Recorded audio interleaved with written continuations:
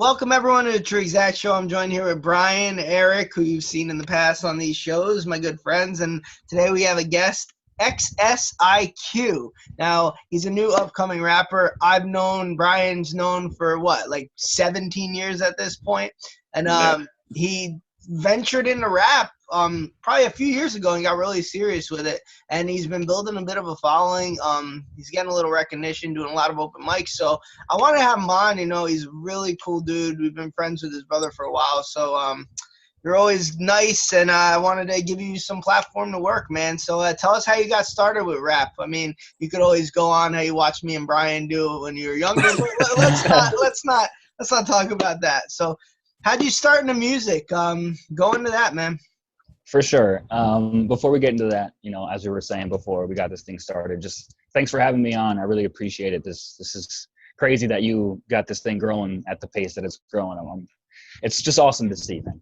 Team effort, man. Team effort. Thank you. Hell yeah. Of course. Of course. But yeah, I mean, as you guys know, but people don't, I have two older brothers, and being the youngest of three, you're always going to look up to them and try to mimic the things that they do, So ever since I was little, they always had a thing for rap and hip hop. So naturally I kind of followed suit and had a thing for rap and hip hop.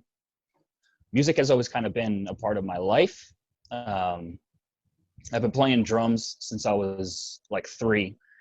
So drumming and rapping have always kind of been this thing that I've always been in my life, but I never really went for rapping until I discovered there's the music label Strange Music with Tech Nine on it. Yep. He helped me realize that I can kind of fuse my knowledge of drumming with my love of rapping. So that kind of piqued my interest in trying it out for myself. But I mean, as far as, like I said, I've just been surrounded by what I feel like my whole life, because not only by just listening to it from my older brothers, like you said, once I got into high school, it was like there were people, including you guys, over the house, what seemed to be 24/7 with just a passion, always working at it. So it was just always present, and I don't know. I remember just finally I heard two things in that, X, is that me and Brian had zero influence in your life, which is great. Congratulations. And you know what, man, I remember, and I'm sure Brian does, when we would come over and record with your bro, like you would just sit there and play video games. You were big on Halo, and you would envelop it, and you had just the drums soaking it in. Yeah. You had the drum set in the corner, and I would always hop on it and try to play, and you'd be like, stop fucking up my drum set. but you were too shy to say it. So when you moved into that, it was eye-opening, because we did do the song Death Wish, which still hasn't gotten finished 5 years later. Underground masterpiece. Yeah. So how'd you go into, I know you said Tech Nine, and one of the guys I was going to bring up was Brian found him for me recently. I just got into UBI, who's incredible, and he literally reminds me of you. Yeah. So looks wise and everything, and is that one of you veered towards the fast rap like Chris Calico and stuff. So when you were hearing the people who came over your brother's house, none of them rapped like that. This is true. Me, Free, Brian, I'm drawing blanks, Kurt. Yeah, everybody who came over there to rap, no one rapped like that. So did you try that first, and you're like, this just isn't me, because you always had the drum shit in your mind like Tech? When I first made attempts at writing, it was never super conscious of okay, I'm going to rap like this. I kind of just tried my hand at it, and that seemed to be how it was coming out. But I think it's just kind of how I'm programmed at this point, man. My brain has been so deeply involved in, drumming and rhythms for so long that I want, again, like I said before, it really is just me trying to take what I know from a different dimension like a different world and try to translate as much of it as I can into this world. Yeah. Yeah, and that's why it makes sense that you would come off with that style, because it's that rapid fire. Just like, you know, when you're putting up the videos of you drumming on the pad and everything, I mean, it's not like you're sitting there like tap, tap, tap. I mean, you're firing off on the thing. So, Right. you know, that's what, when you say you're translating, you're taking that's going on in your head. Okay, now how can I translate this to words? You know, so Exactly. it comes off like that perfectly.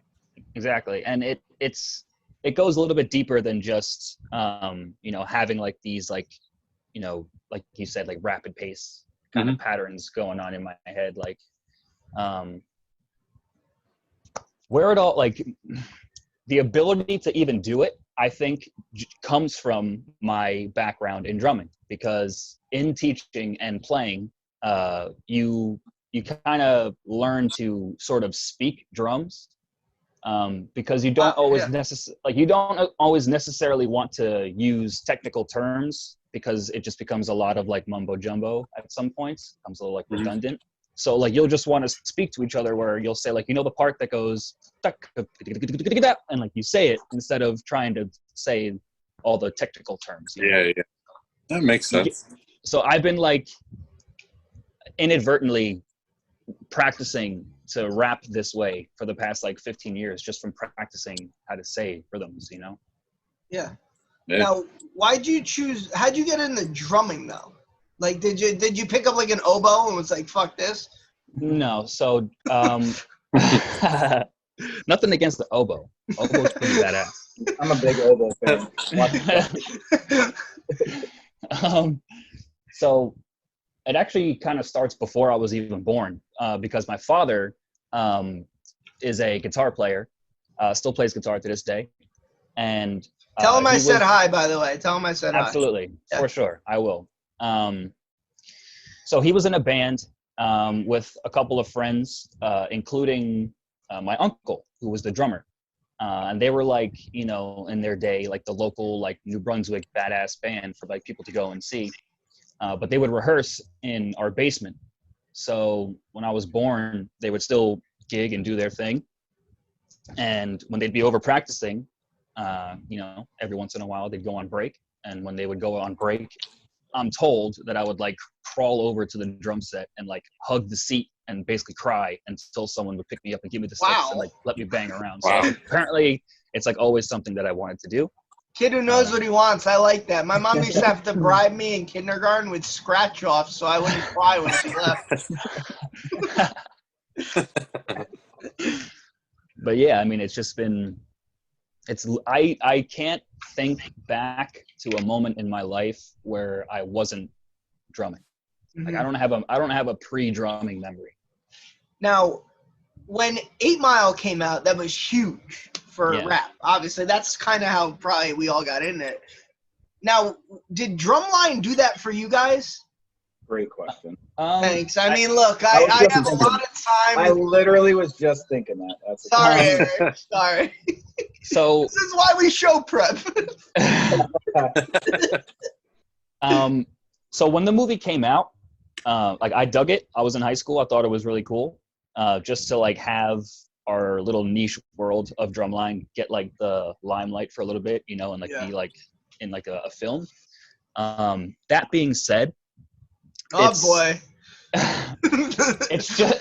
it's just a little bit different from the world that I come from. That's more showcasing the Southern style like show band stuff, where I come from is more of the competitive, like super technically driven, more of a kind of a, where it's more of like a sport versus like a show thing for like the crowd. You know what I'm saying? And it's more of like getting your ass in shape and like getting good at something. Yeah. Oh, that's really interesting. It has been great for the drumline community. Like it's given it massive exposure. But as far as like me personally, like I was already in drumline, like I was already in high school. So for me, it was more of like when you're in high school, you have strong opinions about things. So it was kind of like, it was cool, but kind of not cool at the same time. It was one of those kind of things. Right. So you didn't like it? Like, did you like hide that you did it just because you didn't know? Let's be honest, you're a rapper. You were pretty fucking cool. If you were in like the drum line, you weren't. Is that what you're saying? So you tried to hide it? The movie was Nick Cannon too. Nick Cannon. Yeah. The problem is, Nick Cannon. Yeah. If it was Partially- DMX, it would have been way. Oh God! There's just some things that like if you know a little bit about drumming and music and then like you watch some parts of the movie, it's just kind of like they could have done a little bit more research. Like there's a couple scenes in the movie where like you see Nick Cannon playing and his hands are like floating like a half a foot above the drum, just kind of like moving around. You know what I mean? Yeah. And then there's another part in the movie where like the two dudes are having like a face off or something, and like they have like he has like this thing like attached to his drum where like when he plays it like prints out what he plays on like a computer or something. Mhm. One, I don't think that's real, and two, the music that they show you on the page is not like it's not drumming music. It's hard to explain. It's like it's showing you like pitches and stuff as if you were playing like a wind instrument or something. But Like they're an just- oboe. Yeah, exactly. It was just Hollywood doing their. Yeah, but you can't expect him. He's not gonna fucking learn how to really play drums in order to be in that movie. He's a shitty actor to begin with. Whoa! Don't let's not bash Love Don't Cost a Thing. Right? The Freshman was a great movie. Just kidding. But so you Listen, teach, he's got that head wrap. but on, Eric. you teach drumming. This might be a weird question, but how long does it take to teach somebody how to play the drums, and how long would you think you would expect to teach somebody how to rap? I know you probably never heard that type of question. Like you can't teach people how to rap, but how would you go about doing both? You're so good at questions, Eric. All right, so Come on.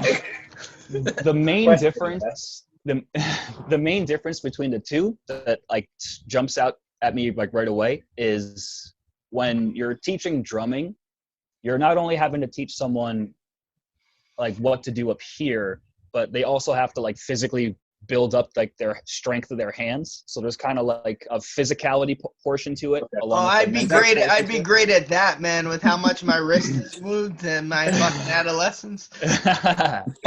I'm sure we've all had plenty of practice. He's very good with his right. No, go on. No, go on, bro. So I think, first of all, drumming itself is one of those skill sets where like it's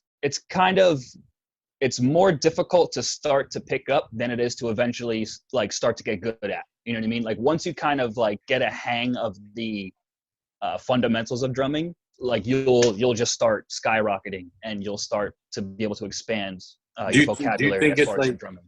Do you think it's like some things like you're just born with it? I think there's a level of that for sure. I think there's a level of that as far as your ceiling, your potential ceiling.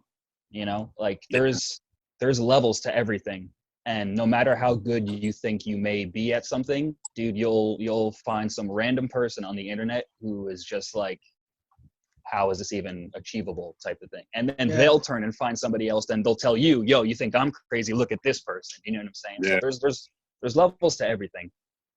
Now, Bri, I'm gonna call you XS, yeah, because we got two Brians on here. I like that. XS. Cool. All right. I have to ask. Now, when did you? Because you were ahead of your time, in my opinion. Now, Bri, do you remember while we were downstairs rapping? And Brian, XS was upstairs. You were doing Twitch, rapping fast and drumming before we even knew what the hell it was. Like, Yeah. and Evo would sit there and be like, yeah, my brother has like 2,000 people watching him at a time, and we were like, what? Like, well, what's he doing? Yeah. So you built a following, and as much as you don't, as which you've learned, listen, the fast rap stuff, like, it's not my forte, mainly because I can't fucking do it and I get jealous. But there's an audience out there for it, man. Like there is, and I always tell Evo, there's one thing to rap fast, but you have to be able to say something. like Right. like Logic can rap fast, but he's garbage. No offense. Logic can't rap fast. No, Well, but when he Twitch tries, too. he's not saying anything. So like, Yeah. oh, He's not. congratulations. He's not doing Tech 9 fast. No. But like, how did you realize how did you see that curve to like Twitch and build an audience like that? Because like you were doing that in like 2013, 2014 or whatever. Well, kind of. It pretty much came from, like it was sort of like a stumbling upon it kind of a thing, because I obviously knew what Twitch was, so I was on it and I was just checking it out. And excuse me, one second. Oh, that's it. We're ending this interview. No one chugs vodka on this show. I don't know if you've seen our other episodes, but we don't drink on here. Apple juice. But pretty much I came across other creators on Twitch, and I just saw people who weren't necessarily doing music, like they weren't doing music at all. They were just on there doing what they loved, and I kind of just saw it in that boiled down kind of way. Like I saw what they were doing, like they're playing their game, they're doing their thing, but like you just kind of boil it down and they're just doing what they love to do in front of a camera. You know what I mean? So I was like, Twitch has a music portion on it. Like it has a music section. So I just, one thing kind of led to another, and I just tried it out and it kind of worked out. No one at the time was really doing anything like that. So it kind of kept growing and growing and growing. It was pretty cool. Now, how cool was it when Recognize followed you back? It was pretty wild. I've had a couple moments like that so far, where Recognize followed me, and I was like, holy shit. And then you mentioned Ubiquitous before, UBI. Yeah, we've reached out to him numerous times to try to get him on. He has not even blinked an eye. He has not even blinked an eye. Yeah. Keep trying. Please keep trying. I am. Trust me, we don't give up. We must have tagged Disaster in like 20 things last week. Go on. But then he finally fucking followed us. Yeah, it's finally followed. Step one, Diz. Step one. Go on, so, UBI. Yeah, his kind of like his partner in crime, the other half of their little group, Cess Crew. Cess Crew. So the other member, Godimus, mm-hmm. They both put out kind of like solo stuff as well, and Godimus put out some music, and on my Instagram I made a video of me like drumming to his shit, and he commented and was like, yo, this is dope, and followed me, and we had like a cool little conversation, and that like I feel like it was, again, I don't even know like what to say about it. I feel bad because like in those situations I fangirl out real hard. Yeah.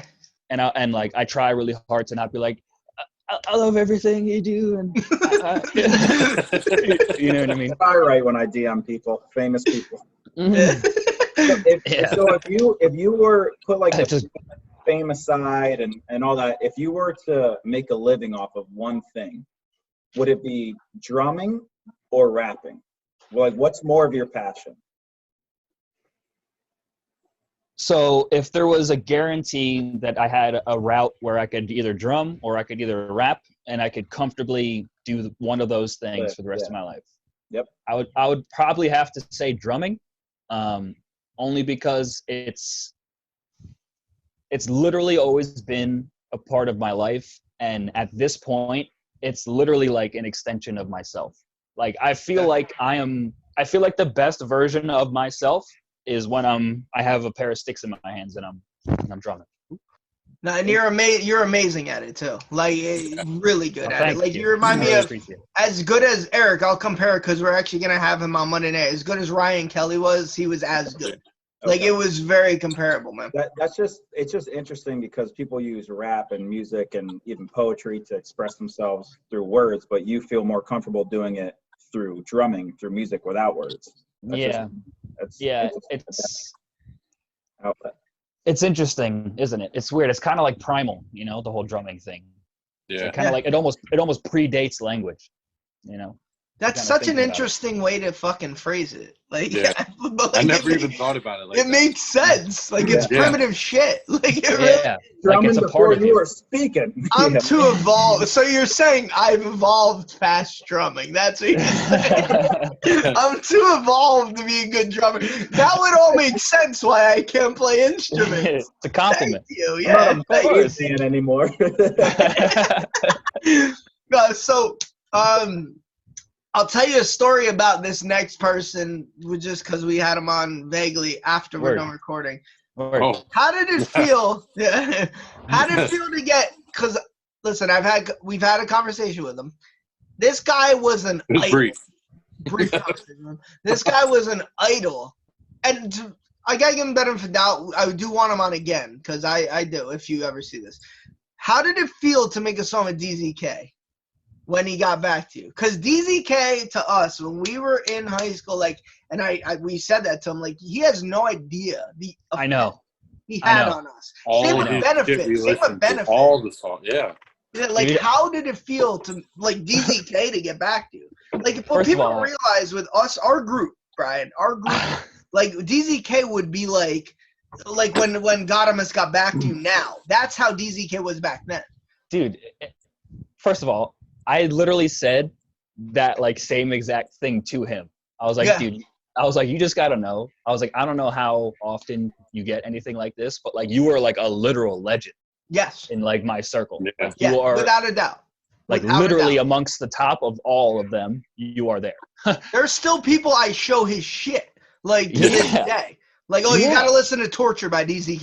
Yeah, like this Like, like That's one of the best 12-year-old songs. track. Yeah, dude. yeah. That was one of the songs. It's like that 50 Cent line. He's like, "I'm fucking with their minds. I make them press rewind." Like that was one of those songs where you're like, what is Always he went to. saying? Always went to. Yep. Always. But dude, it's straight up. It was straight up surreal. It still kind of is. Like it almost never really hits you that like that this is the person that you're like speaking to and working with. You know what I mean? Even like, dude, he finally sent us the verse, and we're sitting there listening to it, and like you just hear his voice come on, and it's like, this is fucking. You're like, holy shit, he's on Yeah. this fucking song. Yeah, like my voice stopped, and then his voice started. That's crazy. It's Yeah, fucking it was wild. kind of like with me personally, like when we did have Thesaurus on, it was just like, wow, like we're literally He was talking so to this cool, too. motherfucker, It was like, so you cool. know. Yeah. So, but like you said, you get a little fangirlish when you get older, though. It like you realize they're just people, you know. So like whatever, Yeah. he hit you back. But did he take that as like was he aware how big he was in our circle, or no, or was he just? He never really opened up about it to me personally. You know, he just kind of said, "Thanks." Where was he big? Was he big in like the Northeast? Or, like, did he have a base? Well, he's from what? Virginia. DC. DC, Yeah, Virginia. Yeah, I think Virginia. Yeah. Okay. I mean, he's big on like the East Coast. Yeah. I don't know West Coast reach, but I mean, how many weeks was he #1 on SoundClick? SoundClick, yeah. I mean, dude, you go on SoundClick and like, I mean, that was the page back then for like Yeah. underground music essentially. And if you go on there, I mean, his songs were literally at the top. Whenever he would put a new one out, it was DZK right at the top every time. Yeah, so and I do want to have him on again. I don't want to turn this into but He was that'd be- essentially an unsigned Eminem. yeah, Yeah. for the most Like, part, yeah. That's- And he that was what it doing yeah. So how was it? Just like now, did you feel? I haven't heard the song in a while, but like, did you feel you had to like more pressure on yourself? Like, shit, I have to out rap him, like, you know, or Not exactly. Only because I wrote my first verse, and then I sent that to him, and then he wrote what he wrote and sent it back, and then I was like, I'm gonna write some fucking bonkers shit to just tie this whole thing up to wrap it up at the end. It wasn't more of like a one-upping. It was more of like I heard his shit on like my music, and like it just fueled me to like want to push the song a little bit further. friendly competition. Yeah. Always, it's always a good thing. That's how I feel. Like I hope, like I wish, like Slaughterhouse was. I liked Envision when they went in there. They definitely were. Yeah, They like oh yeah, I your think verse is good. Shit, I need to rewrite Yeah. mine. I think they had a thing like where they talked about that one time where Joe Budden was always the last one to record because he didn't want to be outdone by anybody. And then he would it would literally be like the day before they needed to turn it in, like a couple hours before, and he'd add his verse on and then send the whole track. Yeah, I could see it. But Yeah, it seems less of like I want to outdo him, and more of just like I want to make sure I'm like keeping pace with the big dog. You know what I mean? yeah, it also sucks when you do a song with someone, like when we did Death Wish with you, and then your verse was on there, and I was like, all right, well, maybe it's time to hang it up. So, Nah, dude. that sucks too. Listen. Hopefully you experience that one day. Dude. I mean, honestly, I know like we're having fun and joking, but dude, it would be a lie for me to say that like these other artists and DZK influencing my rapping and deciding to try and do it. I'd be lying if I said that you guys didn't also play a part in that. With Oh, that's sweet. Part of my Thanks. life. Dude. Thanks, man. Dude. Eric, thanks, man. Especially you. Yeah. Well, tell your fan base that. Like, dude, you want to talk like jealousy? Like, I don't know. Like, oh, we could do this all night. Go on. Yeah. I mean, stylistically, I definitely have taken stylistically, I've definitely taken things from Brian, and I wish I had an ounce of the writing ability that you have, Scott. Oh, your writing blows my mind. That's the best episode ever. Straight up, dude. If I had a little bit of your writing ability with like how I want to try to do it, I would feel a lot better. No, you cut out. What'd you say? You cut out. What'd you say? Well, he fucking heard it. Put it this way. I heard it. You've been writing and rapping. Don't even do it. Closer to the amount of time that I've been drumming for. Right. You know what I'm saying? Yeah. So like you have so much more experience, and it's evident. Like you could tell it's so like it's not loose. It's very tight. You know what I mean? Yeah. And you've always had a way with like punchlines and shit that I always appreciated. You know? Yeah, I mean, like, it is what it is. I'm very humbled by it. It's super hip-hoppy. I don't know if that's like, I don't want you to take the wrong. It's good. Scotty hip-hoppy, that's what we call him. Let's not make this about me, though. So.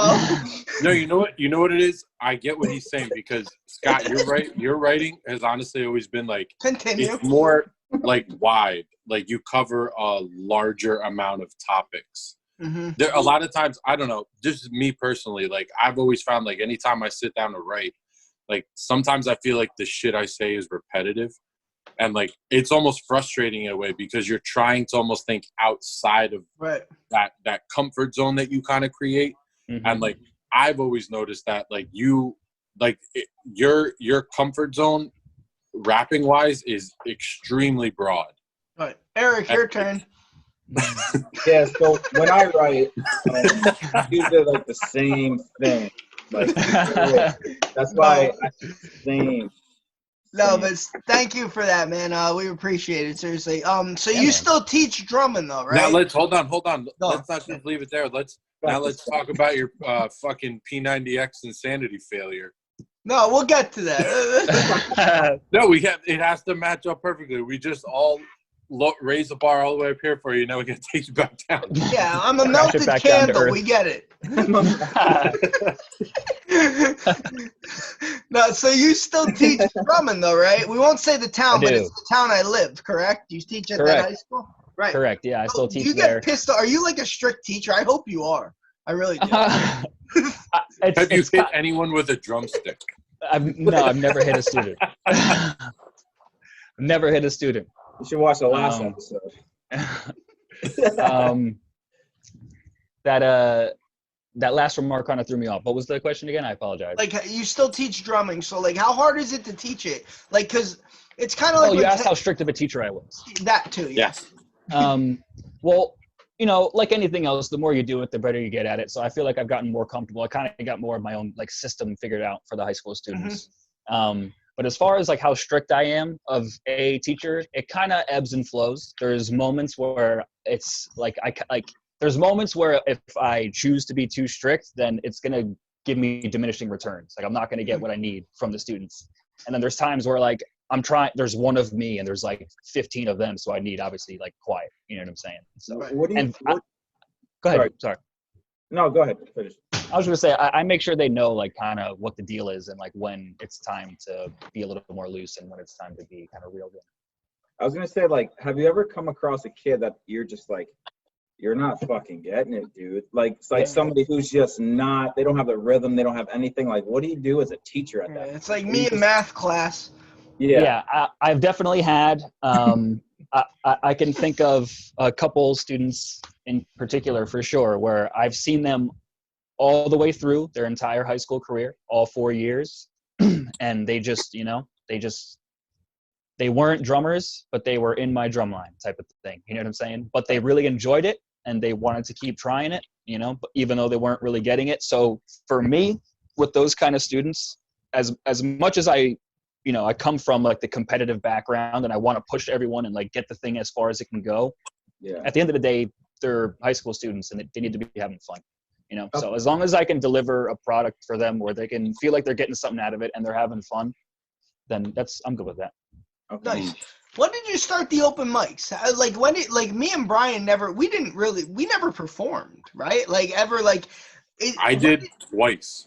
Yeah, you did twice. I did Team Backpack, but like we never did like open mics because we always looked at it like, all right, there's a bar of 7 people. What the hell's the point? But you looked at it as, fuck it, that's 7 people who could hear me. When did you get into that? And like, what made you do it? Just like, fuck it. Where was it? That's my. So Brunswick, right? Brunswick. Yeah, New Brunswick. I started October. It was like the very beginning of October. And I guess the thing that made like really it just seemed like a natural progression, you know, because my brother and I spoke about putting the project together, like the album together. We worked on it, we put it together, and once it was done, I mean, we were putting it out. It just kind of seemed like the next logical progression. Like if I really want people to go and see this, then I should just physically go out and have people see it. And it's a platform with fast rapping too. You're gonna garner attention. Like if me and Brian went up there and rapped like I'm a magic man, but as good as the song as it would be, they'd be like, who gives a fuck?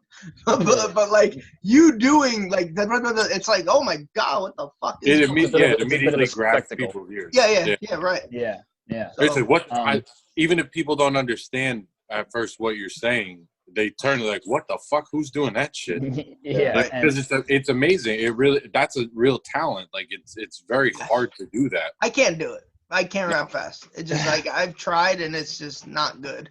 And how was the crowd when you were at the bar? Was it full of people that went there for it, or was it people that were just at the bar and then they're like, who are these people, like doing this? So the place that I go to most often, was going to most often before lockdown started, was the Scarlet Pub in New Brunswick. Okay. And so there's like a small company that like hosts the open mics there, and it's basically run by this one woman, Caroline, and she is the greatest when it comes to putting these things together. Not only because it's like very professionally done, but she's great about making sure that everyone who's there is involved and having a good time. Okay. So it's evolved itself like to the point, like I said, I started going in October and they would hold the open mic every Wednesday. So I would go every week. And the crowds that would show up there would be so good. They would be there for the performers, regardless of what you were doing. You could be doing comedy, you could be doing poetry, you could be playing like a harp or something, and like people would be quiet. An oboe. Straight anything, and people would be like quiet with their beers and like attentive. It's really cool. Yeah. At that spot specifically, because I've been to other places where it's like they hold open mics, but like no one really gives a shit. They're not there for. It's so important to have people like that. Like I could tell you just from like the comedy side. I went there a couple times to do the open mic for stand up, because they've been that's been there for a little while now. I don't know if that lady Caroline was running it though, but I'm not sure how long she's been there. Yeah, the crowd is good there, though. That's like one of the better places. But I get what you're saying. But like those things are so important, and to have someone that actually runs it and gives a shit about it and makes sure that like the crowd is involved with it, because oh my God, you don't want it to be just like a fucking sideshow. Then it's stupid. Yeah. Nobody's paying attention to you. Mhm. And I mean, with rap, it's one thing. It's with music. I feel like you'll get people's attention a little more. But like I could tell you with stand up, like it's hard to get an audience like and grab them if they're not there for that. Yeah. You know, it's difficult. 100%.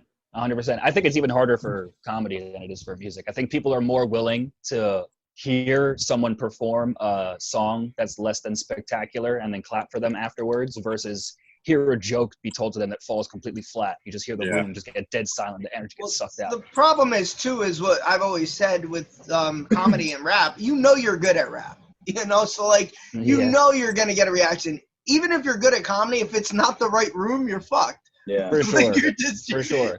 And go ahead. I was gonna say, like, when it comes, like, I guess, so you said you did it every week. You rapped every week. Do you have the mindset where it's like, this is my best verse? If anybody hears me, I want them to hear this, or did you switch it up every time?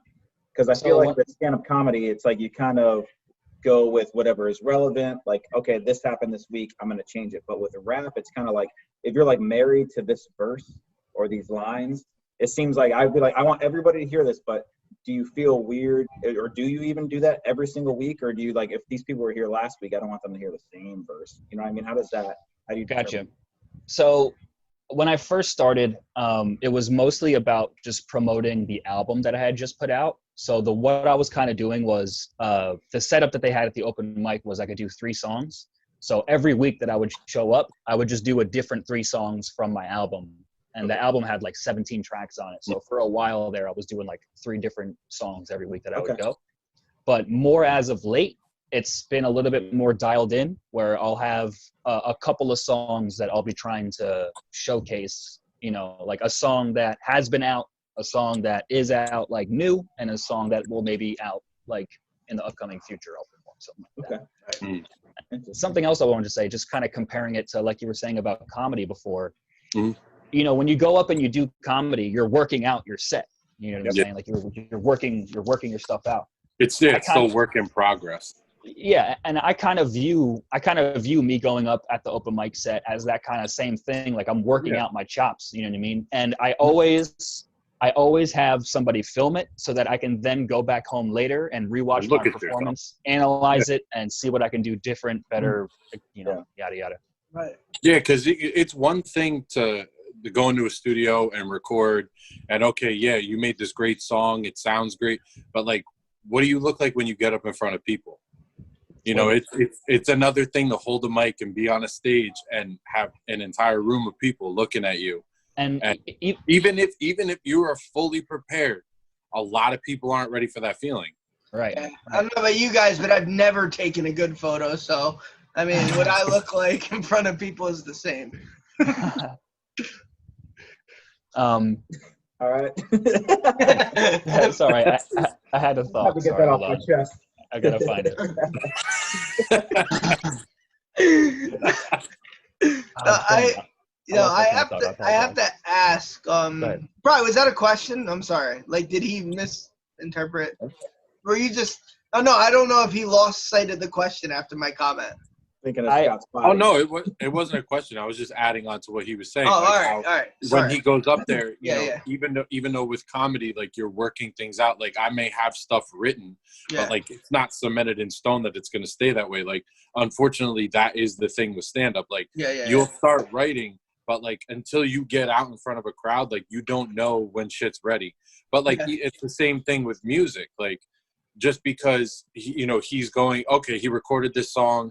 And you could always change things in the song. You can go back, but typically you're not going to. But like to get up and perform in front of people, how, you hold the mic, how you move around the stage, do you make eye contact with people? Like those are all the little things that when he's videoing himself, he has to go back and work out and say like, oh, okay, at this point, don't look down at the fucking floor. Don't look up at the ceiling. Be engaged with the people, pull them into your performance, connect with them, shit like that. No, Yeah, I and got now after doing live performing, that's affected how I approach being in the like studio. recording. Exactly. Yeah, like now, like before live performing, I looked at studio, like being in the studio and rapping as one thing, and then now that I've been out there and actually done it, now when I go back into the studio, I think about when I'm going to be doing a live performance and how I'm going to perform it live so that it can be more So similar. when you record, like, okay, especially if you write something down, you're like, oh, when I say this part, I'll do this action and I know I'll get this reaction. Because I do like similar things with comedy. Like if I'm writing a joke, like there's some things I just know, I'm like, okay, this is going to get a laugh. I know it will. Just with the way I say it, with the way this action, whatever I do. But like until you physically go and perform, you won't know that stuff. Yeah. You can't figure totally feel that. Totally feel that. Now, XS. All right. I keep trying to say Brian, but I don't know if you guys know what I'm talking about. All right. I didn't have this written down, but I just thought of it. Okay. How did you get into the charity shit you used to do? And what made you do it? Because I remember you used to do a charity probably 6 or 7 years ago. I don't know if it's still up and running. You tried to get food to the less fortunate. Yeah. Right? What was it called? Are you still doing it? And what made you do that? Let's talk about the good side of it. Well, it was a fun little adventure. It was pretty much all like just done in house. It was pretty much just like me and my mom. It unfortunately isn't around anymore. But the way it kind of came about was actually the Twitch thing. So as I would be drumming for people and just doing my thing, I would let them know that we have this this service that we're trying to put together for people to get people in the state that we live in just access to basic stuff that they should have, like food. And it kind of the Twitch thing kind of like happened quickly. So it just seemed like, I just kind of threw it out there, and then all of a sudden there was like 1,500 people. Yeah. We're kind of watching it. But what it was, like what we physically did was pretty much we would go out and pick up like anywhere between like, let's say 150 to like 250 pounds of fruits and vegetables. And then we would go and deliver them to a few different places throughout the state who would then put together like packages that they could then go and give out to families in need. So it was pretty cool. It was pretty cool. It was all just like in-house, and we just kind of decided What was it called? I remember like the flyers. You had a mini golf tournament to raise money. Like I'm vaguely drawing blanks here, but like I remember you posting about it. I feel terrible because it's been like a few years now. I haven't thought about it. I can't even. Is that something you'd want to redo if you ever made it? You know what I mean? Like give back a lot? Yeah, absolutely. If it was within my grasp to do something like that, 100%. 100%. Right. Now you and your family were all good people. You always were, man. Appreciate that. Definitely. If you could do a song with like one artist, man, like if someone's randomly watching, like who would you lose your shit over? Like it's not gun to your head yet. The absolute craziest. Because I know you're into strange music, like all that stuff. It would be really hard to pick between Tech or M. It would be really hard to pick between one of those two. Because Eminem has obviously been, like, my whole life of listening to rap. Eminem has been there and has always been pretty much, like, the number one guy. You know what I'm saying? But, yeah. I was going to say, but Tech is more of, like, the style that I do. But nowadays, Eminem is, like, doing whatever style he feels like he wants. So yeah. He could probably do the fast rapping stuff just as well, if not better. Yeah. So that's that's really hard to pick. But I think just based on Tech being the one to kind of like give me the influence to like give me that extra little nudge to really go for it myself, I think I have to give that to him. Nice. If I woke up and there was a song with Tech 9 and my name next to it, I would not know what to do. Right. Do you like Token? Token's kind of fat. I guess he's like the newest of the fastest rappers, I guess. Token's a monster. I love him. Listen, I don't want to turn this into like new artists. Like I like Token. I really Yeah. do.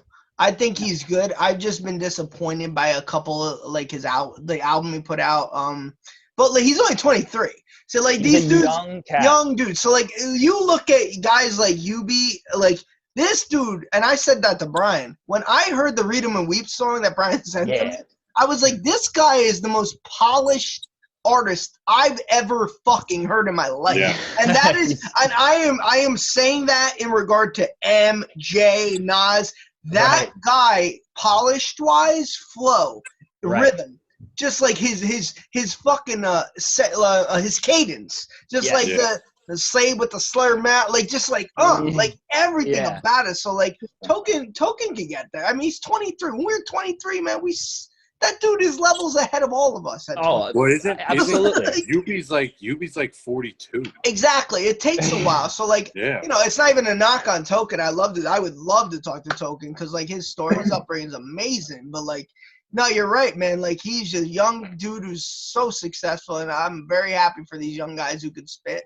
And actually are fucking getting. I think he's on the Scooby-Doo soundtrack. Actually, Token. Wow. But, he's truly made it. He made it, man. Fuck. I'm not on any soundtrack. I'm on Philosophiz's album with you on Australia. Hell yeah, dude. Shout out to Fies if you're watching. Yo, hell yeah. Now, what else you got in the works, Brian? Where can I get one of those hats? Because I'm going to buy one from you. So we just got the website and the merch and store flip it live. over, bro. Show your name. Like, what the fuck you doing? Mark it. There you go. On the side there we go. Yeah. So, like I said, we just got the website and the merch store up. It's just xsiqmusic.com. It's got a whole bunch of stuff on there, and we're going to be adding more as we go along. Musically, there's tons on the way, as always. I'm in the middle of putting out an EP. I've been putting out one song at a time. I think there's 2 or 3 songs left, and that'll be done. And the EP is called Acting on Impulse. And the idea is it's a bunch of short and sporadic kind of songs. They're like 1.5 minutes to 2 minutes. And it's essentially a verse and a chorus. And the idea is it's 100% of the madness that you get from me, just in kind of little bite-sized chunks, you know? So it's called Acting on Impulse. My next project that I have coming out after that, I put together, from doing my open mic adventures, I've made friends with a bunch of local artists throughout the state, and I wanted to put together a collab album with all of the artists that I've met who I think are awesome and doing their thing. So I have I think 9 songs ready to go for that.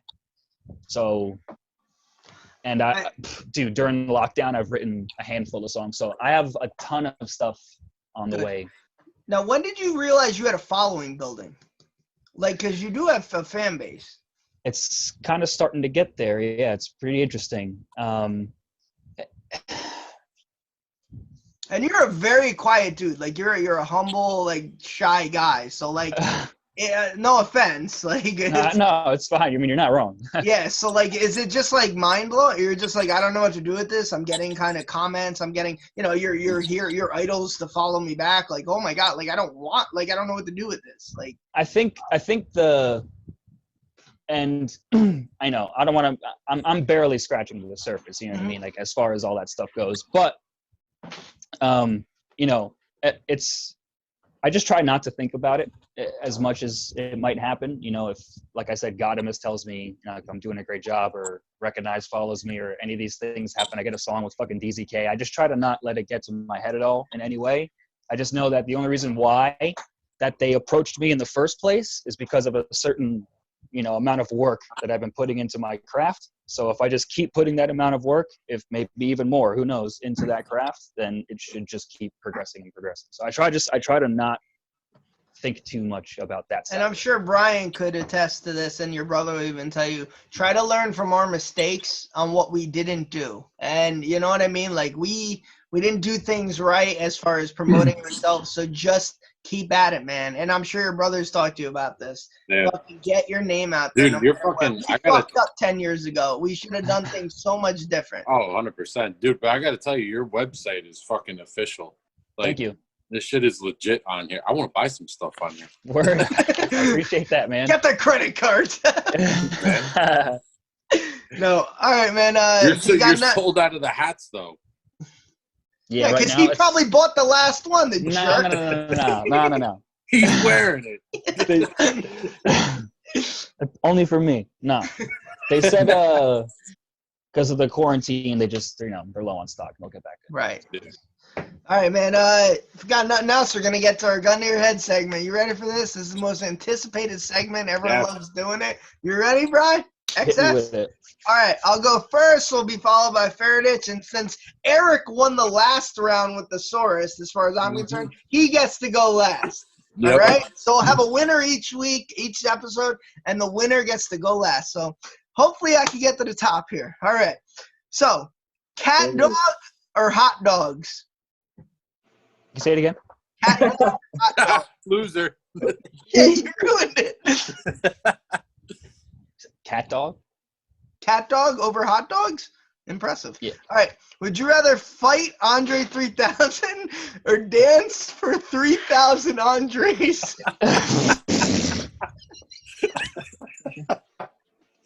Ridiculous. I don't know which one would embarrass me more. I don't know which one I would be more embarrassed after more. Probably dancing for three. I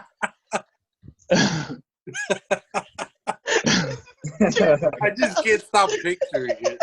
I know. I have such a weird image. I have like two little boxes in my head, and they're both really weird. Like, how would you dance? That's the Maybe just to fight Andre 3000 so it's Alright. over faster. All right. I get knocked out in a second. I get put out of my misery. Catcher in the Rye or rye bread? I guess Catcher in the Rye. Would you rather listen to Nick Cannon's music or just get shot by a cannonball? Shot by a cannonball. All right. No hesitation. The Beach Boys or the beach? Gotta go the beach, personally. Oh man! All right, that's my 5. Yes, I hit it with the. Was that 5? Yeah, that's 5. Yeah. All right, Brian, you're up.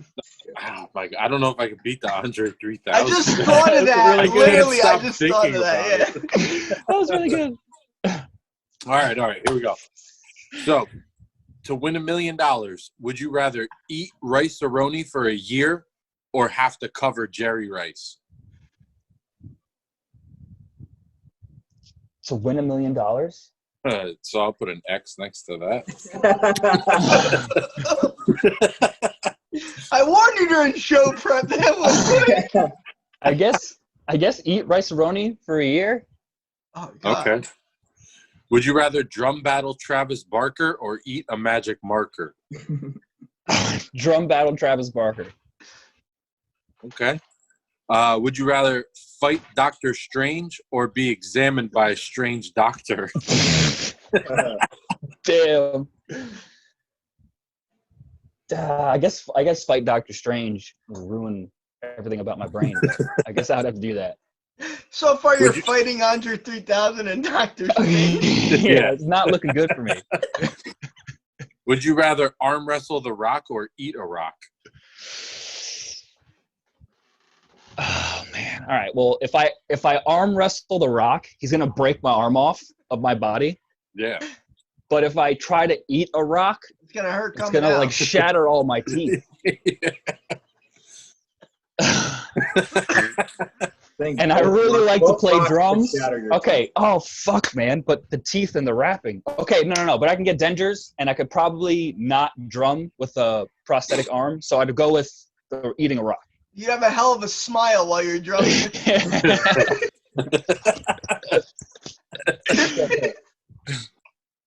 And my last one, my tried and true. Would you rather fight 100 duck-sized horses or 1 horse-sized duck? What did Nino Bless say to this? I don't remember. I think he said 100. I think he said one. The duck, yeah. See, I want to fight 100 or anything. Okay. A horse that's the size of a duck?